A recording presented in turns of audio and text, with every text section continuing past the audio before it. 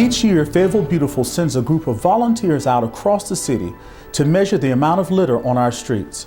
The Litter Index is a measuring tool that objectively scores the overall progress of Fayetteville's anti-littering campaign.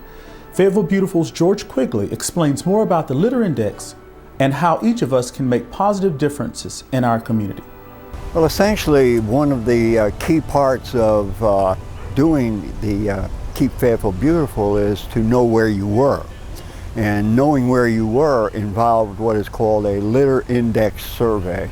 And this is done by just average citizens who travel a designated route, and they do that annually, if possible twice a year, so that they have an idea of what the accumulation of litter is in any given location. And essentially what we want to look at is the same area every year so that we can gauge whether or not it's improving or not. And we assemble a group of volunteers, launch them in teams, and they report back with the results. We have a scoring sheet that runs from an index of 1 to an index of 4. 4 is when it's really bad, and 1 is when it's actually litter-free, if you can think about that. We've modified it somewhat so that we have a 1.5, 2.5, 3.5, so that we can get a better feel for what the results are. We started out 3 years ago doing the litter index, and the score was pretty bad when we first did our survey. Fortunately, on our last survey, it turned out surprisingly well. In fact, astonished all of us who have been on the committee for several years now. This year's results actually came out to be 1.74. which is really remarkable based on starting out near 3 just 3 years ago.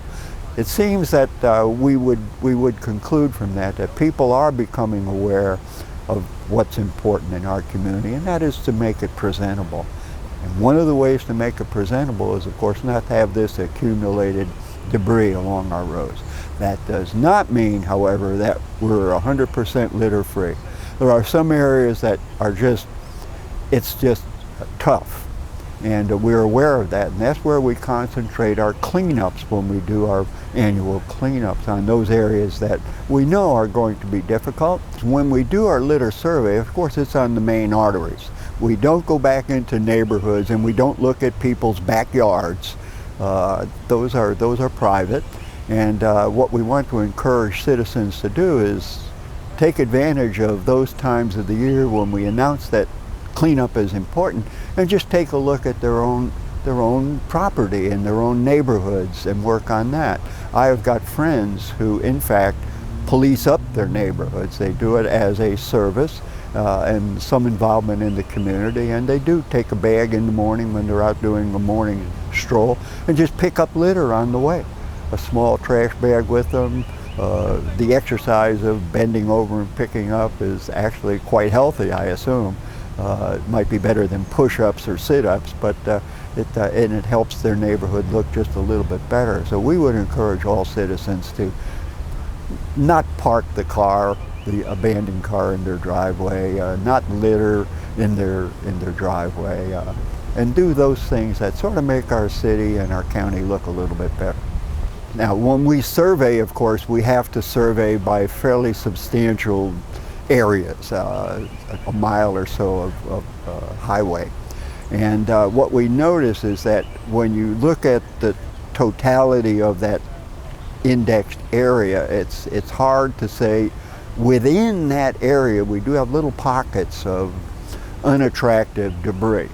One of those particular areas in several of our areas are the ramps leading off of the Martin Luther King expressway in our city, where people, when they stop their car at the top of the ramp, seem to delight in emptying their ashtray out the door of their car or out the window of their car at the top of the ramp. We don't understand why that phenomena exists, but it's evident every time we do a litter survey that they've chosen that location to dispose of that particular litter.